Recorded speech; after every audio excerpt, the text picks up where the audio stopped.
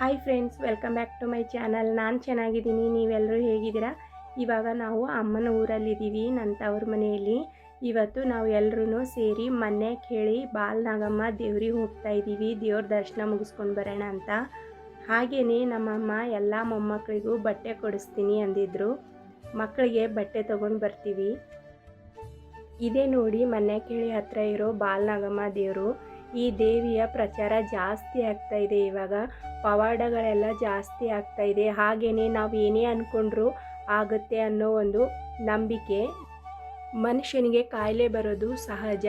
ಕಾಯಿಲೆ ಬಂದಾಗ ನಾವು ವೈದ್ಯರ ಹತ್ರ ಹೋಗ್ತೀವಿ. ವೈದ್ಯರಿಂದ ಸರಿ ಆಗದೆ ಇರೋ ಕಾಯಿಲೆಗಳನ್ನು ನಾವು ದೇವ್ರ ಹತ್ರ ಹೋಗ್ತೀವಿ, ದೇವ್ರ ಮೊರೆ ಹೋಗ್ತೀವಿ, ದೇವರನ್ನು ಕೇಳ್ಕೊತೀವಿ.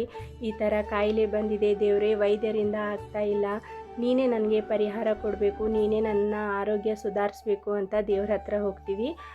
ಹಾಗೆಯೇ ಈ ದೇವಿ ಹತ್ರ ನಮಗೆ ಏನೇ ಒಂದು ಆರೋಗ್ಯ ಸಮಸ್ಯೆ ಇದ್ದರೂ ಇಲ್ಲಿ ಹೇಳ್ಕೊಂಡು ಕೈ ಮುಗಿದ್ರೆ ಆರೋಗ್ಯ ಸರಿ ಹೋಗುತ್ತೆ.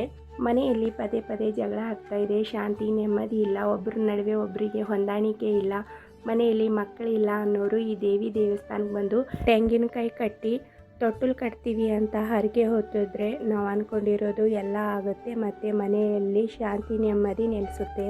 ನಾವು ದೇವಸ್ಥಾನದಲ್ಲಿ ದರ್ಶನ ಮುಗಿಸ್ಕೊಂಡು ಇವಾಗ ಮಕ್ಕಳಿಗೆ ಏನಾದರೂ ತಿನ್ನಕ್ಕೆ ಕೊಡಿಸೋಣ ಅಂತ ಹಣ್ಣು ಕೊಡಿಸಿದ್ವಿ. ಹಣ್ಣು ತಿಂದರು. ಅದಾದಮೇಲೆ ಮಕ್ಕಳಿಗೆ ಬಟ್ಟೆ ತೊಗೊಳ್ಳೋಣ ಅಂತ ಇವಾಗ ಬಟ್ಟೆ ಅಂಗಡಿಗೆ ಬಂದಿದ್ದೀವಿ. ನೋಡಿ, ಇವೇ ಬಟ್ಟೆ.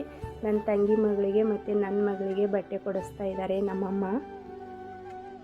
ಇವರಿಬ್ಬರೂ ಒಂದೇ ವಯಸ್ಸಿನವರು, ಹಾಗಾಗಿ ಒಂದೇ ಥರದ ಬಟ್ಟೆ ಕೊಡಿಸಿದ್ರೆ ಚೆನ್ನಾಗಿ ಕಾಣಿಸ್ತಾರೆ. ನೋಡಿ, ಹೈಟು ವೆಯ್ಟು ಎಲ್ಲನೂ ಒಂದೇ ಥರ ಇದ್ದಾರೆ, ಹಾಗಾಗಿ ಟ್ವೀನ್ಸ್ ಥರ ಕಾಣಿಸ್ತಾರೆ ಅಂತ ಬಟ್ಟೆ ಒಂದೇ ಥರ ಕೊಡಿಸಿದ್ವಿ. ಕಲರ್ ಕೂಡ ಒಂದೇ ಥರ ಇದ್ದರೆ ತೊಗೋಬೇಕು ಅಂತ ಅಂದ್ಕೊಂಡಿದ್ವಿ, ಆದರೆ ಕಲರ್ ಸೇಮ್ ಇರಲಿಲ್ಲ, ಬೇರೆ ಬೇರೆ ಕಲರ್ ಇತ್ತು. ಬೇರೆ ಕಲರ್ ಇದ್ದರೂ ಪರವಾಗಿಲ್ಲ ಅಂತ ತೊಗೊಂಡ್ವಿ. ನೋಡಿ, ಇಲ್ಲಿ ನನ್ನ ಮಗಳು ಯಾವ ಥರ ಡ್ಯಾನ್ಸ್ ಮಾಡ್ತಾಯಿದ್ದಾಳೆ ಅಂತ. ಮಕ್ಕಳು ಐಸ್ ಕ್ರೀಮ್ ತಿಂತೀನಿ ಅಂತ ಇದ್ರು, ಹಾಗಾಗಿ ಐಸ್ ಕ್ರೀಮ್ ಕೊಡಿಸಿದ್ವಿ. ಐಸ್ ಕ್ರೀಮ್ ತಿಂದರು. ಇವಾಗ ವಾಪಸ್ ಊರಿಗೆ ಹೋಗ್ತಾ ಇದ್ದೀವಿ. ನನ್ನ ನೋಡಿ ಹತ್ತಿಗೆ ಚಳಿ, ನಿನಗ ಚಳಿ, ನೀನು ನೋಡಿ ಬಡಿಸಿನಿ ಬಳ್ಳಿ, ಕೈಯನ ಬಳ್ಳಿ.